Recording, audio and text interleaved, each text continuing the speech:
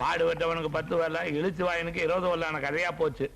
ஏப்பா சாமி கண்ணு, நான் ஒரு வேலையை சொல்லுவேன், நீ செய்வியாப்பா? மாமனின் சொல் கேளாத மைத்திரன் உண்டா மாமா அவர்களே?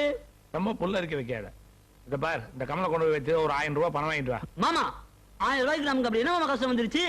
நீ ஒருத்தர் இருக்கிறத மறந்துட்டியாப்பா? நீ என்ன மாமா சொல்றீங்க?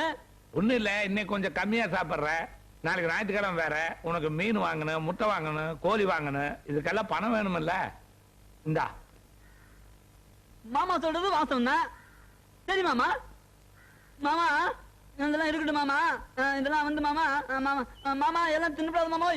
போனவன் அப்படியே போனவன் தாண்டா. இன்னி பார், 4 தலையை பிடிச்சு வாங்கின காசு இப்படி எல்லாம் போகுது.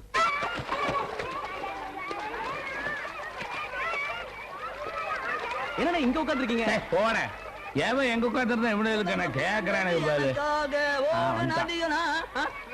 பணம் வாங்கிட்டு வந்தியா? இந்த மாமா கம்மல் வச்சு பணம். இந்தா இதை வச்சுக்க. மாமா எதுக்கு மாமா இவ்வளவு பண்றீங்க? நல்ல அனுபவிடா. மாமா நல்ல மாமா. சரி மாமா வர மாமா. இத்தனை நாள மாமன் வீட்டுல இருந்தேன், மாமியார் வீட்லயும் கொஞ்ச நாளைக்கு இரு.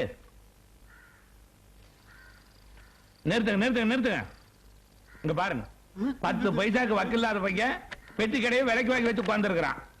அரசு பண்ணுங்க.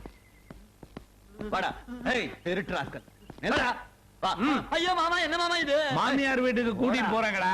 போடா போ மகனே போ. சார், டீச்சரோட நகையை காணாம போச்சே, அதை இவன் தான் திருடி இருப்பான்.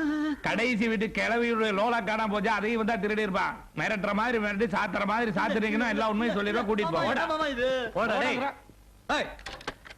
அப்பா இன்னைக்கு தான் நிம்மதியா வீட்டுக்கு